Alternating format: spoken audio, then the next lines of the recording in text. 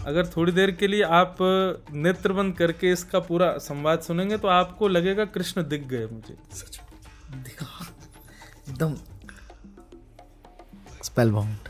लोग अंदर रह जाते हैं तो उनको कुछ हो जाता है। मेरे मन में एक बात आती है, हमको रहना ही क्यों है? कलयुग में क्या होने वाला है, कितना गंदा हो सकता है, क्या क्या चीजें होंगी। वर्णन उसके बहुत खतरनाक बताए गए हैं और वो तपाया करेगा पृथ्वी को।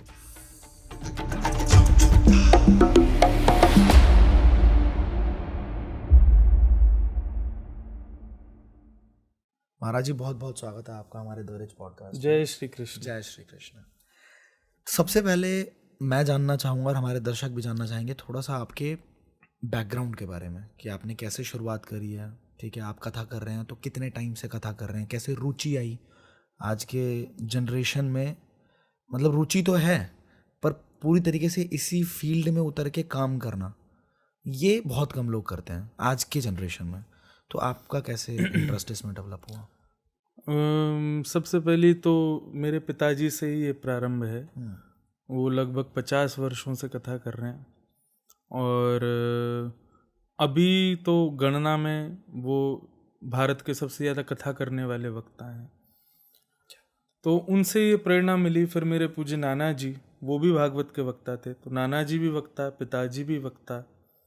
दोनों के सपोर्ट से मेरे अंदर बस ये भाव आया कि ये एक अच्छा तरीका रहेगा अपने भावों को, अपनी वाणी को या अपनी योग्यताओं को श्रेष्ठ करने का। इच्छा तो मेरी एक सिंगर बनने की थी, पर गायन ही विषय है और सबके सामने ही गाना है, तो बस वो इंडस्ट्री में ना जा कर के मैंने सोचा कि भक्ति भाव से ही गाना उचित रहेगा। और नाना जी की प्रेरणा से, पिताजी की कृपा से, बस जब मैं 18 साल की उम्र का था तब से फिर मैं कथा करने लगा। तो जब 9th में था तब से मैंने पढ़ना शुरू किया भागवत।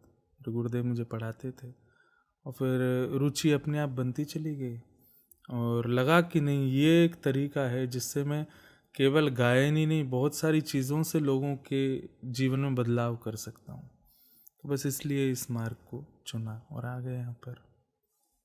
आप भागवतम की कथा करते हैं, भगवत गीता में और भागवतम में क्या फ़र्क है? श्रीमद् भागवत और श्रीमद् भगवद गीता, बस प्रोनाउंसिएशन एक जैसा होता है तो लोग समझते हैं एक ही चीज़ है। पर भगवद गीता वो अर्जुन और कृष्ण का एक टॉपिक संवाद है, बस उन दोनों की बातचीत है, जैसे मेरी और आपकी चल रही है जी। उसको भगवद का, भग यानी भगवान, वद यानी जो बोल रहे हैं, गा कर के उसको भगवद गीता का। और श्रीमद् भागवत जो है, इसमें संपूर्ण भागवत में 18,000 श्लोक हैं और इसमें पूरा भगवद गीता गाने वाले कृष्ण कौन हैं, उनका स्वभाव कैसा, उनका व्यवहार कैसा, उनका रूप कैसा, उनके आकृति कैसी, ये सब जिसमें बताया गया वो श्रीमद् भागवत है। तो भागवत कृष्ण का परिचय है और भगवद गीता जो है वो कृष्ण का उद्बोधन है। उन्होंने जो कहा है वो महाभारत का एक छोटा सा टॉपिक है भगवद गीता। भागवत एक पूरा अलग टॉपिक है। इसके पीछे भी एक कारण रहा कि वेदव्यास जी जिन्होंने ये सब लिखा, भगवान वेदव्यास जी ने 18 उपपुराण लिखे, 17 महापुराण लिखे, 4 वेद लिखे, महाभारत लिखी। उनके मन को लेकिन शांति नहीं मिल रही थी, वो अपनी रचनाओं से प्रसन्न नहीं थे। इतना सब कुछ लिखने के बाद भी उनको लगता था कुछ तो रह रहा है, कुछ तो रह रहा है। तब नारद जी उनके पास आए। नारद जी ने आकर के कहा कि व्यास जी क्या बात है, आप इतने दुखी क्यों? बोले देखो, मैंने कितनी सारी पोथियां लिख दी लेकिन मेरे मन को शांति नहीं मिल रही है। मैंने इतने पुराण महापुराण लिख दिए लेकिन पता नहीं क्यों लग रहा है कुछ तो अभी बच रहा है। तब वहां पर उनको नारद जी ने कहा कि आपने धर्म, अर्थ, काम और मोक्ष, इन 4 चीज़ों को प्राप्त कैसे किया जाए ये तो लिखा, पर इन चारों से भी ऊपर एक प्रेम है, उसकी प्राप्ति का आपने कोई साधन नहीं बताया। आपने जितने भी ग्रंथ लिखे उन सबको सुनकर पढ़कर के व्यक्ति भगवान को पूजेगा, भगवान में श्रद्धा रखेगा, भगवान में आराधना करेगा, लेकिन यशोदा की तरह पुत्र नहीं मानेगा, प्रेम नहीं करेगा, मीरा की तरह प्रेम नहीं कर पाएगा, सूरदास की तरह भज नहीं पाएगा, तुलसीदास की तरह राम को समर्पित नहीं हो पाएगा। ये स्थिति तभी आएगी जब आप प्रेम को प्रदान करोगे। तब उन्होंने 18वां महापुराण लिखा श्रीमद् भागवत, जिसको लिखने के बाद में मुझे ऐसा लगता है यदि भागवत नहीं होती तो कभी मीराबाई नहीं होती, भागवत नहीं होती तो गोस्वामी तुलसीदास नहीं होते, भागवत नहीं होती तो सूरदास नहीं होते। भागवत ने ही प्रेम प्रकट किया ईश्वर के प्रति सबके हृदय में। नहीं तो बस आराधना करते, पुष्प चढ़ाते, लोग चले जाते, अपनी मनोकामना पूरी कर। वहाँ प्रेम हो गया, मतलब ईश्वर से भी कोई कामना नहीं। वो कराने का सबसे बड़ा जो कारण है वो भागवत है।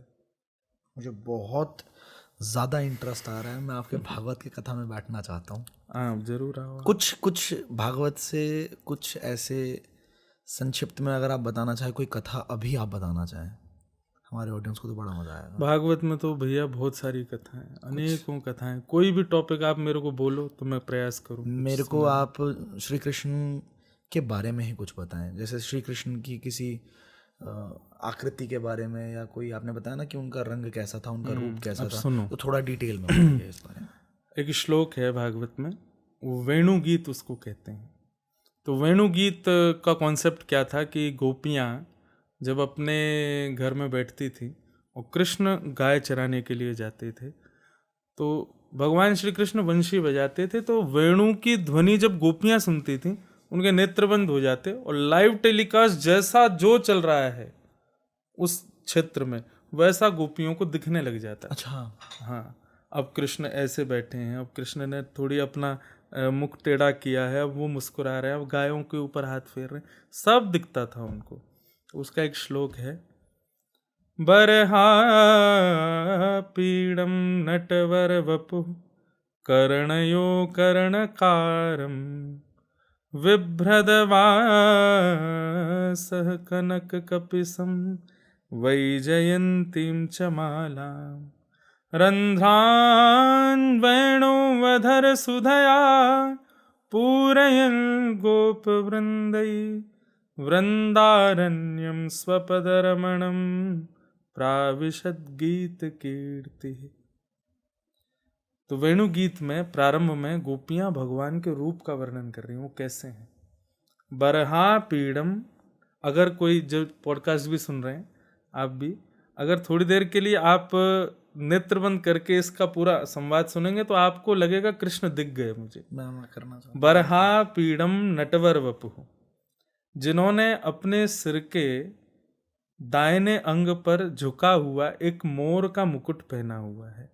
बरहा पीड़म नटवर वपुः, जिनका वपु कहते हैं अंग को। अंग कैसा है, बोले आकर्षण करने वाला है, जिसको देख करके लोग मोहित हो जाते हैं, ऐसा जिनका अंग है, जैसा जिनका स्वरूप है।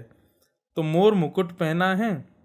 नटवर वपुः कर्णयो कर्णकारम, कान तो दो हैं लेकिन कुंडल एक ही पहना है।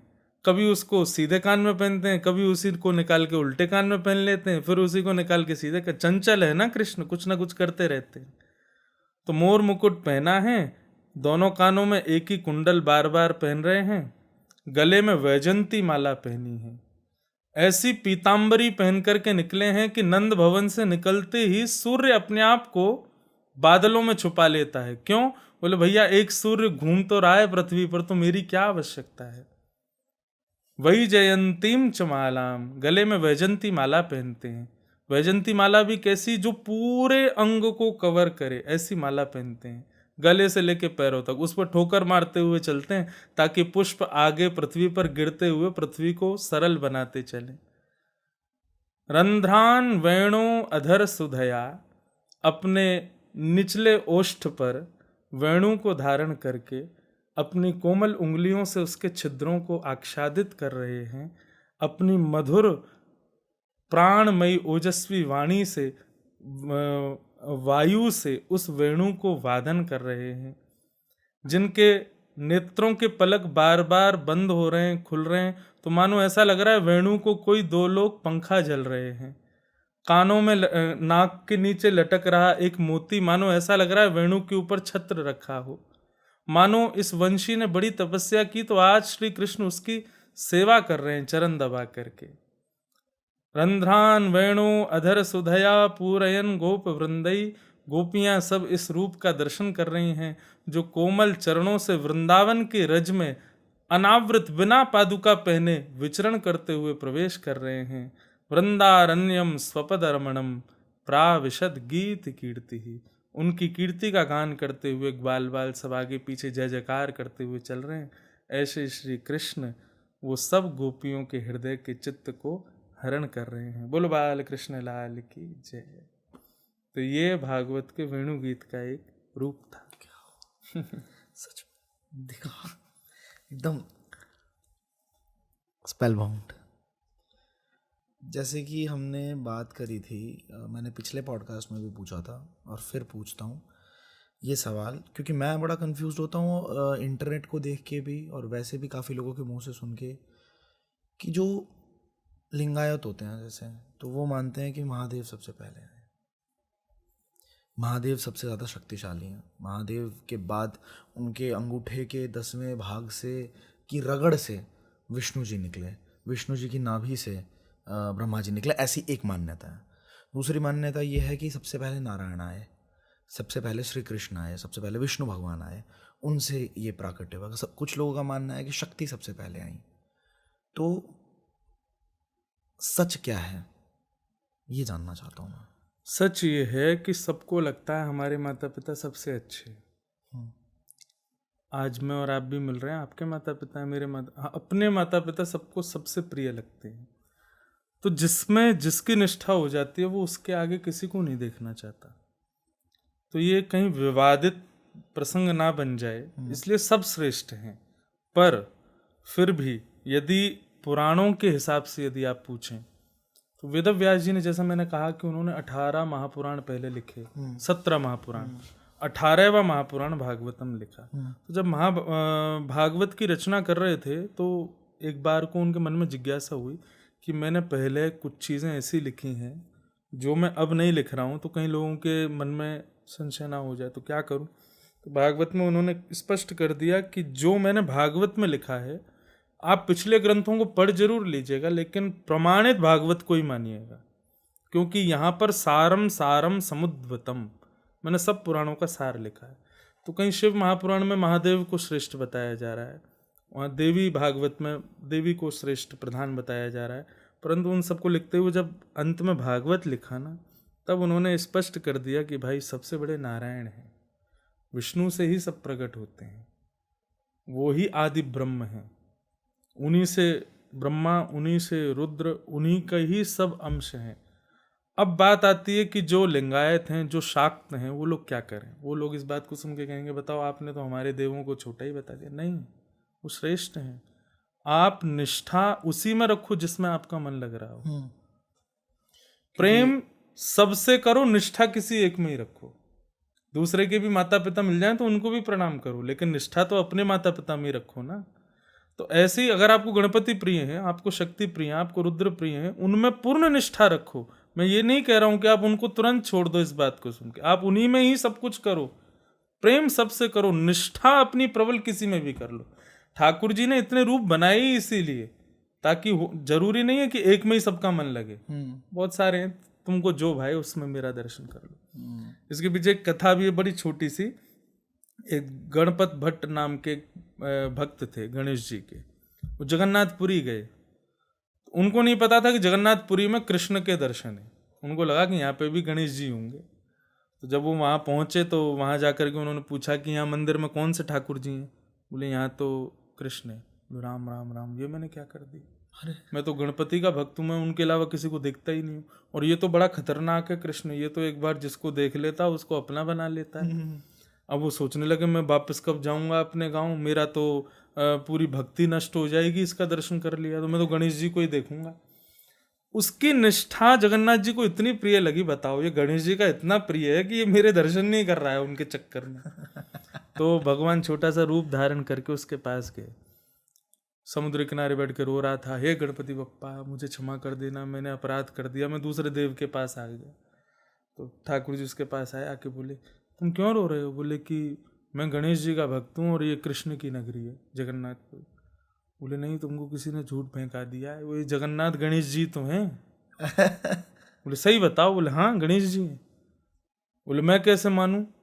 बोले चलो दर्शन कर लो। बोले दर्शन नहीं करूंगा, अपने देव के अलावा किसी और को देख लिया तो मेरी भक्ति नष्ट हो जाएगी।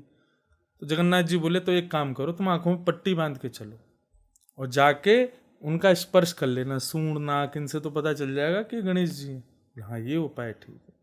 तो आंखों में पट्टी बांध के जगन्नाथ जी के मंदिर में गया। तो पहले ऐसा प्रावधान था कि हर दर्शनार्थी को जगन्नाथ जी को गले लगाने को मिलता था। ये 2007 के बाद बंद हुआ। अच्छा। तो वो भीतर गया, आंखों में पट्टी लगा के पुजारियों के सामने वो ऊपर चढ़ा। जैसे ही जाकर के उसने जगन्नाथ जी के नाक पे हाथ रखा तो उसको लंबी सूंड अनुभव होने लगी।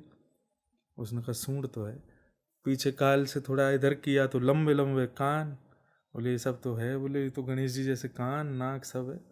फिर उसने लंबोदर, पेट पे हाथ घुमा तो लंबा पेट। उसने कहा अरे मुझे कोई पागल बना रहा था, ये तो गणेश जी हैं। जैसे उसने पट्टी खोली तो जगन्नाथ जी खड़े थे। अब तो वो बोला अरे बड़ा मायावी है, आंख बंद करके देखूं तो सूंड दिखाई देती है, कान दिखाई देते हैं, पेट दिखाई, और आंख खोल के देखो तो ये तो जगन्नाथ है। तो जैसे ही वो व्याकुल हुआ, अरे मेरी निष्ठा टूट गई, मेरा मेरा व्रत टूट गया गणेश जी को देखने का। जगन्नाथ जी प्रकट हो गए, उसको हृदय से लगा लिया। बोले कि भाई मुझे तुम्हारी निष्ठा बड़ी प्रिय है, लेकिन एक बात मेरी ध्यान से सुनो, ये अज्ञान है कि तुम किसी और देव को देखोगे तो तुम्हारी निष्ठा टूट जाएगी। ये सब मेरा ही विलास है, मैं ही गणेश हूं, मैं ही रुद्र हूं, मैं ही शक्ति हूं, मैं ही सब कुछ हूं, सब में मेरा दर्शन करो, ऐसी भाव क्यों रखते हो। और उस दिन जगन्नाथ जी ने ऐलान कर दिया, बोले आज के बाद हमारा जन्मदिन जगन्नाथ जी का प्राकट्य दिवस माना जाता है, स्नान पूर्णिमा, उसको ज्येष्ठ पूर्णिमा कहते हैं। उस दिन जगन्नाथ जी का कलशों से स्नान होता है, सैकड़ों कलशों से। बोले स्नान के बाद हमारा जब श्रृंगार होगा तो गणपति भेष धारण करेंगे इस भक्त के लिए हर वर्ष। तो आज तक हजारों वर्षों से श्री जगन्नाथ जी गणपति बनते हैं। तो ये विवाद का विषय ही नहीं है कि कौन बड़े हैं, सब समान हैं। आपकी निष्ठा जिसमें हो उसको स्वीकार करो। परंतु भागवत में जब आते हैं तो भागवत अंतिम कृति है वेद व्यास जी की, तो वहाँ सबका उद्गम नारायण से ही बताया, अर्थात विष्णु से ही उद्गम है। बहुत अच्छा आंसर दिया आपने, बहुत बढ़िया। एक आपने एक चीज़ पॉडकास्ट शुरू होने से पहले भी कहा था, रामचरितमानस में जो श्लोक है कि शिव द्रोही मम दास कहावा, शिव द्रोही मम दास कहावा, सोनर सपने मोह न पावा। जो शिव से द्रोह करता है, राम जी कहते हैं, वो प्रत्यक्ष तो भूल जाए, स्वप्न में भी। बोले रावण में कोई गुण नहीं था, रावण राम जी के हाथ से मरा, इसके पीछे कारण ये कि वो शिव भक्त था। अच्छा। शिव आराधना से ही उसको इतनी बड़ी योग्यता मिली कि स्वयं परब्रह्म उसको मारने के लिए आए, राक्षस होते हुए। तो शिव आराधन से एक राक्षस को भी भगवान मारने के लिए आ रहे हैं, कोई छोटी बात है। साक्षात ठाकुर जी उसके लिए पूरी लीला करके पधारे। तो रावण को भी ये योग्यता मिली ना कि उसका पूरा परिवार राम जी के दूतों ने और राम जी नहीं मारा, वो भी इसीलिए क्योंकि शिव भक्त था। भगवान के दो पार्षद थे, जय और विजय। हाँ ये वाली कहानी। हाँ। तो जय और विजय ये दो पार्षद हैं भगवान के, वैकुंठ में जो नित्य रहते हैं जी। तो ठाकुर जी के दर्शन करने के लिए भक्त आते हैं, संत आते हैं, ऋषि आते हैं वैकुंठ में। तो छोटे छोटे 4 ऋषि हैं, उनको भगवान का प्रथम अवतार माना जाता है। सनक, सनंदन, सनातन, सनत कुमार, ये भगवान के प्रथम अवतार माने जाते हैं। क्यों? क्योंकि पृथ्वी पर ब्रह्मा जी ने प्रथम मानव इन्हीं को बनाया था। सनक, सनंदन, सनातन, सनत कुमार। तब उन्होंने कहा कि भाई ये मानव नहीं, इनको तो भगवान की उपाधि दो, तो वो प्रथम अवतार माने जाते हैं। तो चारों 4 वर्ष की आयु में ही रहते हैं हमेशा।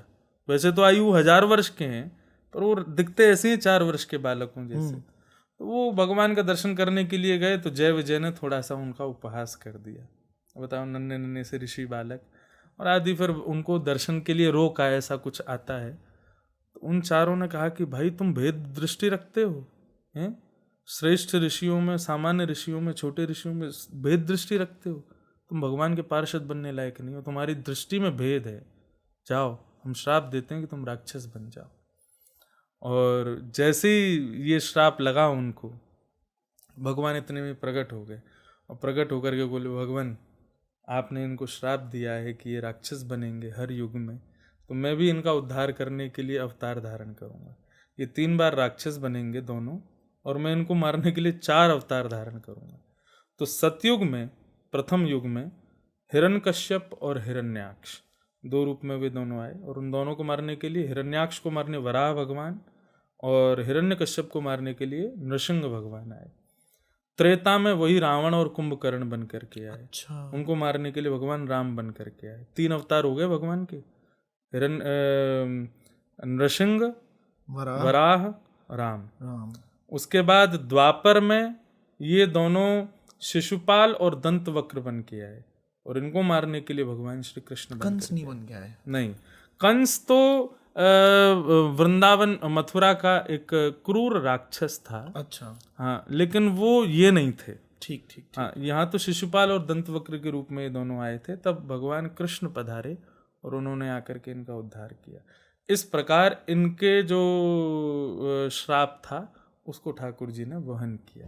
तो ये अभी आएंगे कलयुग में, आएंगे कलयुग में तो भगवान कल की बन के आएंगे। नहीं नहीं, ये आएंगे कल की तो आएंगे नहीं, ये नहीं पता, ये तो अब हर मानव के हृदय में। हाँ, पहले तो एक दो आए थे, अब तो हर घर में आ गए।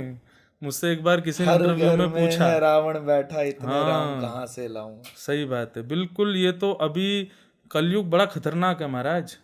यहाँ पर दिखते सब अच्छे हैं, अंदर सबके रावण बैठा है, सब राक्षस हैं। लोग दशहरा मैदान में रावण जलाने जाते हैं, क्या दोष था बेचारे का? उसने सीता जी का हरण किया, ठीक है। आज कौन नहीं कर रहा है हरण सीता जी का? लक्ष्मी के पीछे कौन नहीं भाग रहा है? सब भाग रहे हैं। केवल इस दोष की वजह से बेचारे को दशहरा मैदान में जलाते हैं। तो हम लोग भी रावण से कम नहीं है। कितने राम आएंगे? इसलिए कलयुग में भगवान ने अपनी कथाओं को भेजा, अपने ग्रंथों को, शास्त्रों को भेजा, ताकि इनको सुनकर के हृदय के रावण अपने आप मरेंगे। वहां शस्त्रों से मारा था राक्षसों को, अब शास्त्र भेजे। तो कलयुग में शास्त्र प्रधान है, और उसमें भी काफी शास्त्र तो जल गए, खत्म हो गए, नष्ट हो गए। हजारों वर्षों में बहुत। कभी कभी कहते हैं, लोग कहते हैं क्यों संत महात्मा ऋषि ब्राह्मणों को प्रणाम करें? अरे, ये 1000 वर्षों में जो बचा हुआ है ना, ये इन लोगों ने ही बचाया है, इनके पूर्वजों ने ही बचाया है। लोग उन सबको सल्यूट करते हैं जिन्होंने देश के लिए बलिदान किया, जिन्होंने इसके सबके लिए करो, पर उनके लिए क्यों नहीं जिन्होंने आपके धर्मशास्त्रों को बचाया? सबसे बड़ी पूंजी तो मुगलों ने कहाँ तक नहीं सोचा कि सब नष्ट किया जाए, अंग्रेजों ने कहाँ तक नहीं सोचा कि सब नष्ट किया जाए। फिर भी आज वैदिक रीति से ही विवाह होता है, भले ही वो दोनों कपल जो हैं वो भले ही बिल्कुल रिलीजियस नहीं हो, लेकिन शादी करनी होगी तो पंडित जी को ही बुलाएंगे कि आप फेरे लगवाओ। सही बात है। किसने बचाया उन शास्त्रों को? संतों ने, ऋषियों ने, ब्राह्मणों ने। क्यों नहीं प्रणाम करें उनको? 1000 वर्षों की गुलामी के बाद भी सब बचा हुआ है। अच्छा, आपने एक बात अभी बोली थी कि वो भक्त जो है वो श्री कृष्ण से डर गए कि ये तो छलिया है, ये तो अपना बना लेगा एक बार में, है ना। तो इससे एक सवाल आता है मेरे दिमाग में कि श्री राम को बोला जाता है मर्यादा पुरुषोत्तम श्री राम है, और श्री कृष्ण को बोलते हैं छलिया है, लीला पुरुषोत्तम है। ये इन्होंने महाभारत के युद्ध में भी बहुत सारे लीलाएं की। तो इन दोनों के रूप में क्या अंतर है और क्या समानताएं हैं? राम कृष्ण दो एक हैं, अंतर नहीं निमेश। बस एक ही अंतर है, क्या? बोले इनके नयन गंभीर हैं, उनके चपल विशेष। राम जी और कृष्ण में अंतर यदि देखना हो, अगर दोनों एक साथ प्रकट हैं तो एक ही, बस दोनों के अलग अलग अवतार हैं, पर बाई चांस दोनों एक साथ आ जाएं तो आप अंतर नहीं बता पाओगे। अंतर एक ही चीज से पहचान सकते हो, दोनों के नेत्र। और नेत्रों में भी राम जी के गंभीर होंगे, धीर होंगे, शांत होंगे, और ठाकुर जी उतने ही चतुर होंगे, चपल होंगे, बार बार घूम रहा होगा। चतुर चेहरा जो होता है ना, वो अलग ही दिख जाता है ना। ठाकुर किसी भी व्यक्ति को भी हम देखते हैं तो बहुत चतुर होता है तो उसका अलग ही पता चल जाता है, भाव से समझ में आ जाता है कि बहुत ऐसे हमारे श्याम सुंदर हैं, हमारे बाल कृष्ण हैं, वो थोड़े से चतुर भाव में हैं। अच्छा, इसके पीछे भी कारण क्या था कि ठाकुर जी ने पहले तो परम धीर गंभीर रूप धारण करके सबको एक धैर्यवंत होना सिखाया। उसके बाद में ठाकुर जी ने चपल बन करके कुछ आजकल के कलयुग के लोगों को आकर्षित कर सकें भक्ति मार्ग की ओर, इसलिए ठाकुर जी ने थोड़ी चतुराई, चपलता अपने जीवन में, ताकि लोगों को थोड़ा लगे कि थोड़ा इजी लगे।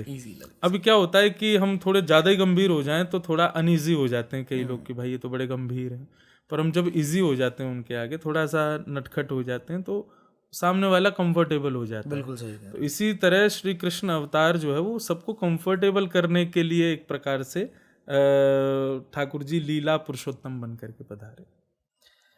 महाराज जी, वृंदावन से हैं आप। जी। वृंदावन की एक सबसे बड़ी कहानी निधिवन, कहानी नहीं कह सकते, सच्चाई भी कह सकते हैं। तो वृंदावन के निधिवन का सच क्या है? निधिवन राज में श्री अनन्य रसिक स्वामी श्री हरिदास जी महाराज हुए, जो कि तानसेन के गुरु थे। मैंने तानसेन का नाम इसलिए लिया क्योंकि तानसेन पॉपुलर है, हाँ। तो आजकल के लोग समझ जाएंगे। तानसेन के गुरु जी थे स्वामी श्री हरिदास जी, जिन्होंने अपने गायन से, अपने भक्ति भाव से वृंदावन में श्री कृष्ण का अद्भुत सौंदर्य प्रकट किया, जिनको हम लोग वृंदावन बिहारी लाल के नाम से जानते हैं। आज पूरा वृंदावन में सब लोग जाते हैं, उनका दर्शन करते हैं। तो वो निधिवन में ही प्रकट हुए थे, निधिवन में ही फिर विराजे। बाद में फिर ठाकुर जी मंदिर में विराजमान हो गए, जहाँ हम दर्शन करते हैं। पर वृंदावन बिहारी लाल का प्राकट्य स्थल जो है वो निधिवन राज ही है, वहीं पर वो प्रकट हुए थे। आज तक भी ऐसी मान्यता है कि वृंदावन में निधिवन और दो स्थान है। ये निधिवन सब जगह प्रचलित है, एक और स्थान है उसका नाम है सेवा कुंज।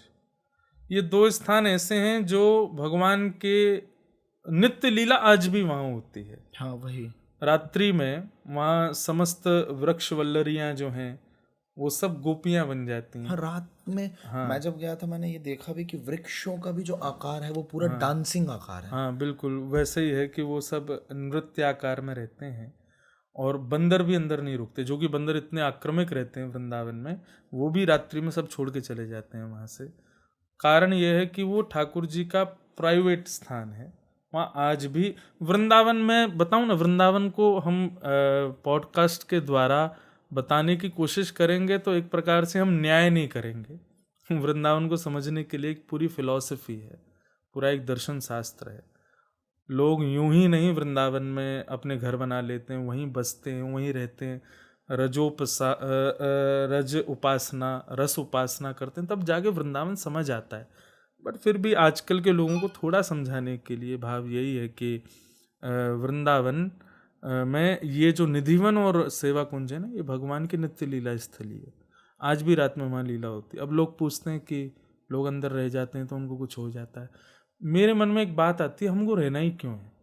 सही बात है। आपकी एक प्राइवेसी है ना। आप सबसे मिलने के लिए एक टाइम भी रखते हो, अपना एक ऑफिस भी रखते हो, अपना एक मीटिंग एरिया भी रखते हो, वहाँ मिलो। अब किसी को आपके कमरे में ही मिलना है आकर के कि आप वहाँ कैसे सोते हो, रहते हो, देखना है, तो आपको भी अनईजी लगेगा ना। तो ऐसे ही वो ठाकुर जी की प्राइवेसी है, निधिवन है चाहे सेवा कुंज, वहाँ पे ठाकुर जी पूरे विश्व का भार पूरे दिन देखते हैं। रात्रि में आके ठाकुर जी वहीं रास विहार करते हैं, दिन में भी करते हैं, हमको दिखते नहीं है। तो उसको देखना क्यों? कोई देखने का प्रयास करे तो हम इतने योग्य हैं कि हम देख सकते हैं, और कोई देखने का प्रयास करता है तो ऐसा कहते हैं वहाँ पर फिर वो नेत्रहीन हो जाता है, वो कानों से बहरा हो जाता है, बोल नहीं पाता, या मृत्यु हो जाती। क्यों? क्योंकि योग्य नहीं था, फिर भी प्रवेश किया उसने वहाँ पर। ठाकुर जी तो अभी यहाँ पे भी बैठे हैं, आपकी गोद में भी बैठे हैं, मेरे पास भी यहीं कहीं पीछे बैठे होंगे, सुन रहे होंगे। हमें योग्यता नहीं है, नहीं तो है तो वो यहाँ पर भी, जरूरी नहीं निधिवन में ही देखने जाए। तो निधिवन और सेवा कुंज ये दो स्थान ऐसे हैं वृंदावन के जहाँ आज भी ठाकुर जी लीला करते हैं। पर मेरी रिक्वेस्ट है सबसे, कभी प्रयास भी मत करो जाने का, वो ठाकुर जी के प्राइवेट स्थान है। दर्शन करने जाओ ना, बिहारी जी, राधा रमन, राधा वल्लभ, क्यों आपको प्रत्यक्ष ही देखने? उसके लिए करो भक्ति, पूरा नियम पालन करो तो दिखेंगे आपको प्रत्यक्ष। अभी क्यों रात्रि वहां जाकर के देखना है कि क्या करते हैं ठाकुर? तो हैरान हो गया था ये चीज, जो मुझे पहली बार पता लगी थी कि पान रखा जाता है, हाँ, वो आधा खाया हुआ बिस्तर खराब होता है, लड्डू टूटे हुए मिलेंगे, पानी पिया हुआ होता है। तो एग्जिस्टेंस हमको क्यों जाननी है ठाकुर जी की? मुझे कभी कभी ये प्रश्न मेरे अंदर आता है। लोगों को विश्वास के लिए ये चीज जाननी बहुत जरूरी है। क्या इतने से काम नहीं चल रहा कि रात्रि हम सोते हैं, मर जाते हैं, सुबह उठ जाते हैं फिर से? ये भी तो एग्जिस्टेंस है कि ठाकुर जी ने हमको जीवन दिया, हम जीवित हैं, रोज कर्म कर रहे हैं, कुछ ना कुछ हमारे थॉट्स आ रहे हैं जीवन में, ये सब कुछ ठाकुर जी की कृपा से ही तो है। इतना एग्जिस्टेंस लोगों के लिए सफिशिएंट नहीं होता, उनको चाहिए चलते फिरते ठाकुर जी हमको देखें। पहले आचरण सुधारो, शुद्ध रहो, व्यवहार सुधारो, बुद्धि सुधारो, सब सुधारो, तो धीरे धीरे ठाकुर जी का एक प्रत्यक्ष दर्शन भी होगा। यहाँ पे मेरा एक बड़ा सवाल है, मैंने पिछले पॉडकास्ट में भी पूछा था, आपसे मेरा पूछने का मन कर रहा है जी। और ये ऐसा सवाल है जो थोड़ा कंट्रोवर्शियल भी हो सकता है, थोड़ा वैसा भी हो सकता है, मन करे तो आप जवाब देने को पास कह दें। हमारा ही धर्म है, हमें बहुत प्यार है हमारे धर्म से। हमारे धर्म में एक तरफ कहा जाता है कि वेज, एक तरफ कहते हैं प्योर वेज सात्विक, एक तरफ शक्ति काली माँ चंडी रूप, तो इनको बलि प्रदान होता है ना, हमारे ही धर्म के अंदर है ये चीज़ें। तो हम इसको सही और गलत में कैसे हम आंक सकते हैं कि क्या सही है क्या गलत है? कई लोगों के पिछले पॉडकास्ट के अंदर कमेंट सेक्शन में आया था कि ये सनातन धर्म के अंदर तो कभी प्रचलन था ही नहीं, ऐसा होना ही नहीं चाहिए, बलि प्रदान तो हमारी प्रथा है ही नहीं। और दूसरी तरफ हमने देखा है ये वाकई में बहुत सारे ग्रुप्स के अंदर कि बलि प्रथा को रोकने के बाद उनका पूरा परिवार नष्ट हो गया। तो उसके पीछे भी पूरा एक महीने का 2 महीने का सालों की पूजा होती है, उनको शांत करना पड़ता है और फिर जाके वो बलि प्रथा को आप खत्म कर सकते हो। तो सही क्या है गलत क्या है? देखो बहुत सारी बातें आपने बोल दी एक साथ में, तो एक ही चीज़ का आंसर देना था जी। कंट्रोवर्शियल तो है ये, पर फिर भी जितना मुझे मेरे गुरुदेव से प्राप्त है, जितना मेरे ग्रंथों से मुझे प्राप्त है, मैं बताऊं, बलि प्रथा में कभी भी जीव हिंसा का भाव नहीं था। आपके अंदर अहंकार है, मान लीजिए कि आपके अंदर एक अभिमान है, अहंकार है, तो शास्त्र आज्ञा कर रहे हैं कि भाई जब ठाकुर जी के सामने जाओ तो आपके अंदर एक अहंकार रूपी बकरा बैठा है जो मैं पूरे दिन करता रहता है। जब मंदिर में जाओ तो उस अहंकार रूपी बकरे की बलि चढ़ा करके आओ। व्यक्ति ने अहंकार को प्रधान नहीं माना, बकरे को प्रधान मान लिया, काट दिया उसको।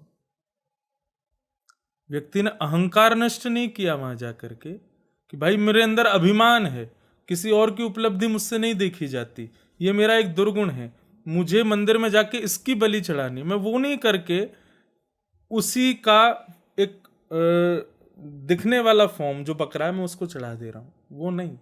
हमारे यहाँ बलि प्रथा किस भाव से, मंदिर में जाकर के आपके अंदर जो ये दूषित दूषित जानवर बैठे हैं, जैसे अहंकार रूपी बकरा है, दूसरा जड़ बुद्धि रूपी भैंस है, जड़ता हमारी बुद्धि की, आज अल्कोहलिक होना, टबैको किल्स सब जगह लिखा जाता है, उस पर भी लिखा रहता है, पर फिर भी जड़ बुद्धि की वजह से आदमी ले रहा है ना उसको। इस जड़ रूपी भैंस को जाकर के बलि चढ़ा, उसकी तो चढ़ाई नहीं, एक बेचारे उसको निर्दोष जानवर को लेके जाके चढ़ा दिया। ये है हमारे यहाँ की बलि प्रथा कि अपने अवगुणों को पहचानो, वो कौन सा जानवर है आपके भीतर जो आपको अवगुण बना रहा है, आपके अंदर ये जानवरत्व प्रकट कर रहा है, उसकी जाके बलि चढ़ाओ। लोगों ने अज्ञानवश उनकी ना चढ़ा करके जीवों की बलि चढ़ा दी भीतर जा करके। तो पहला कारण तो ये, हमारे यहाँ बलि प्रथा अगर कहीं एग्जिस्ट करती भी है तो वो इस रूप में करती है कि हमारे अंदर जो अवगुण रूपी दुर्गुण रूपी जो जानवर है उनकी बलि चढ़ाओ। फिर दूसरी बात आपने कही कि कई परिवार नष्ट हो गए या आदि आदि, जो भी बात आपकी बात, देखिए हम जो चीज़ बहुत सोचते रहते हैं, मैनिफेस्ट का टाइम चल रहा है, लोग बहुत मैनिफेस्ट लॉ ऑफ अट्रैक्शन पे बात करते हैं। तो हमारे यहाँ क्या होता है कि हम बहुत जल्दी रिएक्शंस समझ जाते, जैसे कि अब मैं कहीं अच्छे काम के लिए जा रहा था, छींक आ गई, अब वो काम बिगड़ गया ना, तो वो छींक आ गई थी, मैं रुका नहीं इसीलिए हुआ है ये हमारे यहाँ का स्वभाव, रास्ता काट गई, ये मानवीय स्वभाव है, काली बिल्ली रास्ता काट गई, अब जरूर मेरे काम बिगड़ेंगे, और बन गया तो मैं अपनी बताऊं, मेरे को धूप से थोड़ी एलर्जी है, मैं जब भी कहीं जाता हूँ कथा करने तो ऐसा होता ही नहीं कि मुझे छींक नहीं आई हो, छींक आती है तभी मेरी कथा होती है। आज मैं पॉडकास्ट में भी छींक के आया हूँ तो अब पॉडकास्ट अच्छा जाए या बुरा जाए ये छींक पर निर्भर थोड़ी करता है, आपका कंटेंट कैसा था, आपने बोला कैसा, उस पर निर्भर करता है ना। बहुत तो सही बात। हमारे यहाँ क्या है कि अब केदारनाथ में प्रलय आई, प्रलय में कितने परिवार एक साथ नष्ट हो गए, क्या सब छींक के थोड़ी गए होंगे, या सबने बलि नहीं चढ़ाई होगी इसलिए थोड़ी हुआ होगा। ये एक बार हम सोच लेते हैं कि ऐसा होने की वजह से, लेकिन मैं सच बताऊं हमारे यहाँ हिंसा को प्रधानता देते ही नहीं है। बिल्कुल सही है। तो ये जो भी लोग देख रहे हैं इसको कंट्रोवर्शियल ना बना करके इस पर थोड़ा विचार करें कि मंदिर में जा कर के किसी, हमारे यहाँ भाई लड्डू पेड़ा भी चढ़ाते हैं ठाकुर जी को, तो वो भी बांट दिया जाता है सब लोगों में। ठाकुर जी कोई भूखे थोड़ी बैठे हैं जीव के या वस्तुओं के, तो इसलिए ये प्रथा नहीं है। प्रथा है कि अपने अवगुणों को पहचानो। कौन सा जानवर है? हमारे अवगुण ही जानवर हैं। मेरे अंदर अहंकार है, ये मेरा जानवरत्व है। मेरी जड़ बुद्धि है, ये मेरा जानवरत्व। मुझे क्रोध आता है, ये मेरा जानवरत्व है। उसकी बलि चढ़ाओ जाकर। बहुत सही, बहुत सही। सबसे बढ़िया सवाल, और मुझे लगता है कि ऑडियंस भी कनेक्ट करेगी इस सवाल से। काफ़ी लोग जानते हैं, इस बात को समझते हैं, और काफ़ी लोग नहीं जानते हैं। उनका सवाल रहता है कि राधा कौन थी? राधा देवी थी या राधा एक आम इंसान थी? क्या वो श्री कृष्ण से दोबारा मिली, और मतलब गोकुल के बाद दोबारा उनकी भेंट हुई कभी कि नहीं हुई? राधा जी के बारे में आप थोड़ा सा। मैं इसका पुनः प्रारंभ उत्तर यही दूंगा, ये पॉडकास्ट का विषय नहीं है। नहीं वैसे है। राधा रानी को समझना, हमारे वृंदावन में आके देखो, महात्मा 80-80, 90-90 वर्ष के हो गए और अभी भी किशोरी जी का स्मरण करते हैं, नेत्र सजल हो जाते हैं। वो आज तक भी नहीं समझ पाए, तो मैं 40 सेकंड में कैसे बता सकता हूँ कि श्री राधा रानी कौन है? बस इतना थोड़ा एक कथानक सुना देता हूँ कि भगवान ने जब मोहिनी रूप धारण किया, सब मोहित हो गए। महादेव भी मोहित हो गए उनके रूप पर। एक बार को तैयार हो गए, बोले पार्वती जी के संग आपको भी रख लूंगा मैं। भगवान मोहिनी ने कहा, अरे मैं हूँ नारायण, तुम मोहित क्यों हो रहे हो? मैं दैत्यों को मोहित करने आई हूँ। नहीं नहीं, तुम मोहिनी मेरी जीवन प्राण हो, मेरे स्वीकार करो। सब मोहित हो गए मोहिनी पे, केवल एक देव मोहित नहीं हुआ, और वो थे सूर्य। सूर्य ने मोहिनी को देख के उनका वात्सल्य प्रकट हो गया। वात्सल्य मतलब जैसे बेटा बेटी को देख के होता है ना।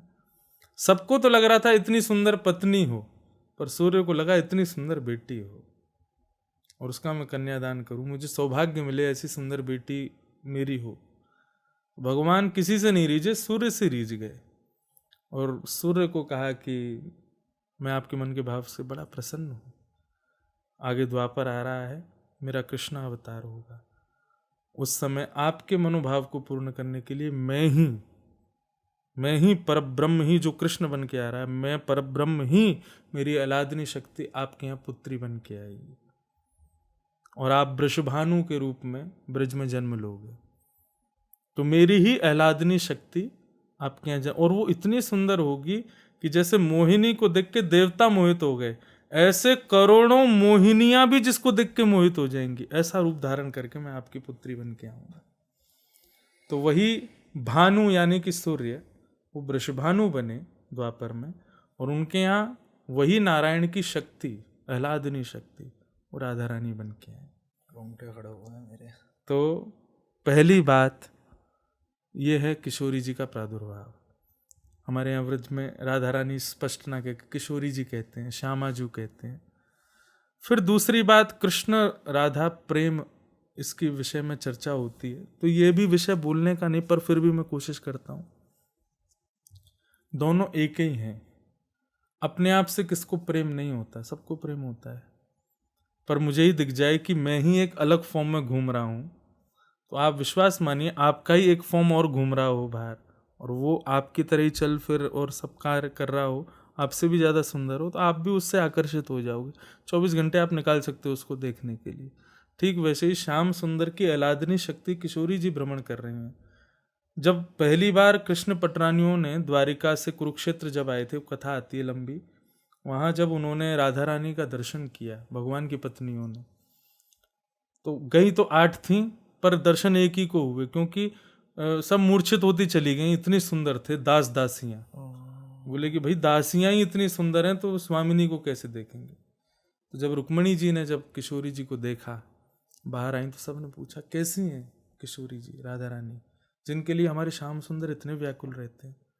तो रुक्मणी कहती हैं कि कृष्ण जब स्वधर्मा सभा से थके हारे शाम को जब अपने कक्ष में आते हैं, अपना मुकुट उतारते हैं, अपने घुंघराले केशों को खोलते हैं, अपने वस्त्र आभूषण उतार के रात्रि के सहज वस्त्र पहनते हैं, और अत्यंत थकावट में जब वो लेट जाते हैं, चेहरा बिल्कुल मासूम, और लेटे हुए श्री कृष्ण का वर्ण जो कलर है, कॉम्प्लेक्शन है, वो अगर गोरा कर दिया जाए, समझो राधा रानी सो। दोनों में कोई अंतर नहीं, कोई अंतर नहीं बताया। मुझे एक बार को ऐसा लगा कि साक्षात श्री कृष्ण ही गौर वर्णा रूप में मेरे सामने बैठे। बल्कि कृष्ण को भी अभी देखने की इच्छा नहीं, बस चित्त में वही छवि चल रही है। तो अब आप अनुमान लगा लो वो स्थिति है श्री राधा रानी की, तो उनका मैं ज्यादा वर्णन कैसे करूं। वो विषय हमारा वृंदावन का एक गोपनीय है। हमारे वृंदावन में आज भी बिहारी जी हैं, राधा वल्लभ जी हैं, राधा रमन जी, नाम जब जगह राधा रानी का दर्शन कृष्ण के ही है। राधा रानी छुपी हुई बैठी है साइड में, क्योंकि हमारी इतनी योग्यता ही नहीं कि हम उनको सुन सकें, देख सकें, जान सकें। इसलिए केवल भजो, कृपा होगी तो फिर अनुभव भी होगा। ये मुझे पहली बार पता चला कि राधा रानी भी अवतार वही है। हाँ, श्री कृष्ण ही है।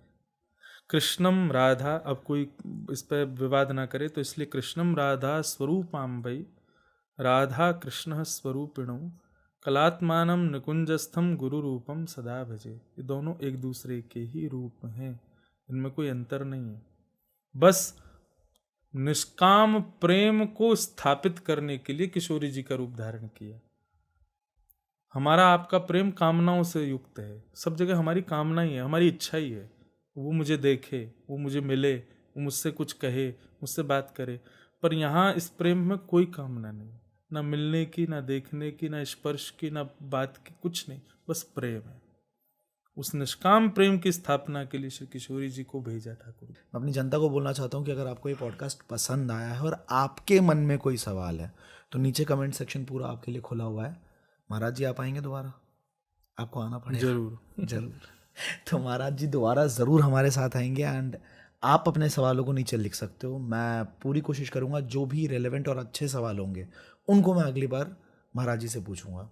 तो सबसे पहले मोनीश आप सवाल पूछो, आपके मन में जो भी सवाल है। 2 सवाल है मेरे, है ना, और मेरे को भी आते हैं ये सवाल कभी कभार की, लेकिन इसका आंसर नहीं मिल पाता। एक स्टोरी है जिसके अंदर राम जी की अंगूठी गिर जाती है पाताल में, हनुमान जी जाते हैं और वहाँ पे ढेरों अंगूठियाँ रखी होती हैं।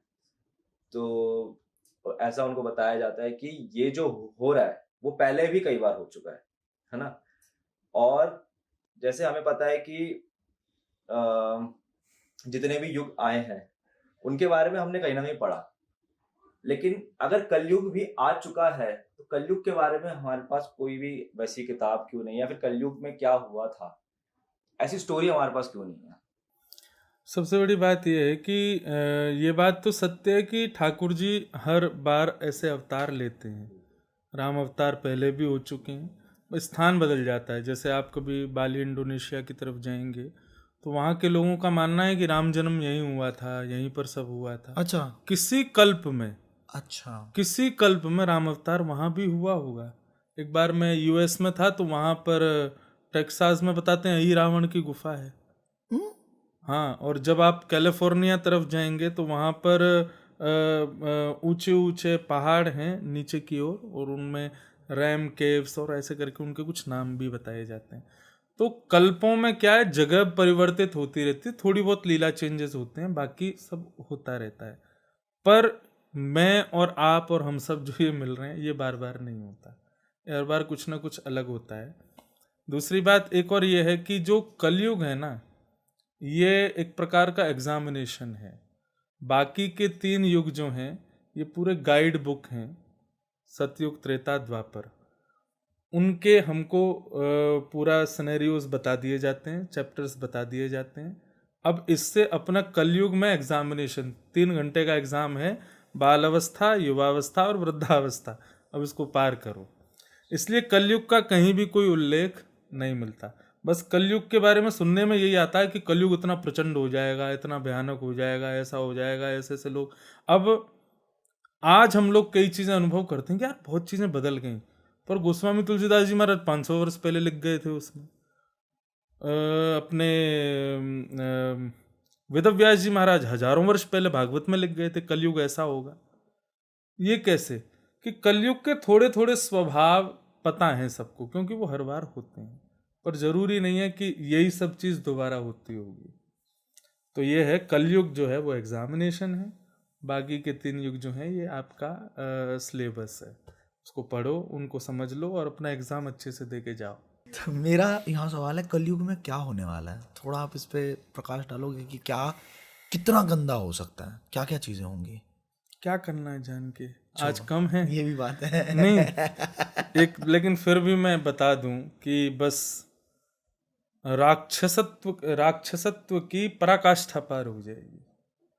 और पहले क्या होता था कि राक्षस जो है ना वो प्रैक्टिकली करते थे चीजें, फिजिकली करते थे। कलयुग में ना लोग अंदरूनी तरीके से करते हैं चीजों को, दिखाएंगे ऐसे कि परम संत हैं, पर अंदर से वो महान राक्षस का स्वरूप धारण कर लेते हैं। और जब भयावह कलयुग आएगा तब वर्णन उसके बहुत खतरनाक बताए गए हैं कि जैसे आज जीव को खा जाते हैं, ऐसे मानवों को खाना शुरू कर देंगे। जीव बचेंगे ही नहीं पृथ्वी पर, तो मानवों को भी खा जाया करेंगे। ब्याह आदि का कॉन्सेप्ट बदल जाएगा, किसी से भी कभी भी कहीं भी ब्याह कर लेंगे। तो आज भी चल रहा है, कभी 3-3 ब्याह भी हो रहे हैं एक व्यक्ति के। तो ये सारा कॉन्सेप्ट चेंज हो जाएगा। मतलब जो भी कुछ अभी धर्म और बाउंड्रीज हैं सारी नष्ट हो जाएंगी और एक अलग तरीके का जीवन हो जाएगा। प्रलय का भाव भागवत में बताया गया, मैं उसको कह सकता हूँ क्योंकि वो सरल सीधा सात्विक है। बाकी कलयुग भयावह कैसा होगा उसके बारे में बहुत सारी बातें कही जाती हैं। तो प्रलय कैसा आएगा उसके लिए बताते हैं कि 100 वर्षों तक बारिश नहीं होगी, 100 वर्षों तक वर्षा नहीं होगी, और 100 वर्षों तक एक सूर्य में 12 सूर्यों के समान तेज हो जाएगा, 12 सूर्य। सोचो, अभी एक सूर्य की ऐसी हालत होती है कि हम दोपहर 2 बजे बाहर नहीं निकल सकते। हाँ। उस समय 12 सूर्यों के समान प्रचंड तेज हो जाएगा सूर्य, और वो तपाया करेगा पृथ्वी को। व्यक्ति अभी भी कई हमारे देश में ऐसे जगह हैं जहां पे दोपहर में आप निकल ही नहीं सकते बाहर, पिघल जाती हैं प्लास्टिक की चीजें आदि आदि। तो सोचो कि जब प्रलय होने वाला होगा तो कैसा प्रलय, जो 2012 मूवी में दिखाया गया वो एक अलग कॉन्सेप्ट है। अब सुनो भागवत में प्रलय कैसा, वेद व्यास जी ने बताया। 12 वर्ष तक बारिश नहीं होगी, 100 वर्ष तक बारिश नहीं होगी, 100 वर्ष तक एक नहीं 12 सूर्यों के समान तेज आएगा पृथ्वी के ऊपर 100 वर्षों तक। तो इतने में क्या होगा, 1-2 वर्ष में ही सब मरने लग जाएंगे, सब खत्म। पूरी 1-2 वर्ष तो मैं बहुत ज्यादा कह रहा हूँ, 2-4 महीने में ही सब वनस्पतियां खत्म, पूरी पृथ्वी कोयले के समान धधकने लगेगी धीरे धीरे। और व्यक्ति कहीं भी एयर कंडीशन वगैरह कुछ नहीं, सब नष्ट हो जाएगा।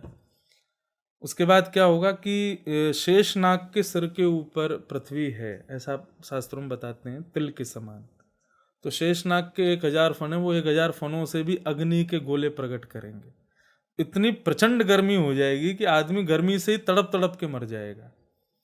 12 वर्ष बाद पृथ्वी जो है वो पूरी कोयले के समान हो जाएगी, लाल लाल बिल्कुल जल जाएगी, दूसरा सूर्य का स्वरूप हो जाएगी। तब जितना समुद्र उड़ करके आकाश में गया, जितनी नदियां गईं, जितने भी, वो सब फिर इकट्ठे होंगे 100 वर्ष बाद। और 100 वर्ष बाद सांबर्तक वर्षा होगी पृथ्वी पर। सांबर्तक मतलब एक बूंद हाथी के सूंड के समान गिरेगी पृथ्वी के ऊपर, मतलब वो प्रचंड बारिश होगी। और उसके बाद में क्या होगा, पृथ्वी पूरी जल निमग्न, पूरी पानी पानी, जैसे राख के ऊपर पानी डाल देते हैं तो बहने लग जाता है, ऐसी पृथ्वी हो जाएगी। तब नारायण उसको अपने मुख में धारण करके गर्भ में ले लेंगे, फिर भगवान सोएंगे। ये भगवान का एक दिन पूरा होगा, तब प्रलय होगा। तब ठाकुर जी सोएंगे, शयन करेंगे निद्रा में, पूरे ब्रह्मांड को भीतर लेके। उसके बाद फिर ठाकुर जी जब उठेंगे, सबका प्रलय होता है, एक चीज का नहीं होता, वेदों का कभी प्रलय नहीं होता, क्योंकि वेद अक्षर है, अक्षर आकाश में घूमते रहते हैं। तो ये अक्षर सब इकट्ठे होकर के ब्रह्मांड में नाद ब्रह्म प्रकट करेंगे और भगवान की स्तुति गाएंगे। जय जय जय अजाम जित दोष ग्रभीत गुणा तुमसी यदात, मतलब भगवान को उठाया जाएगा।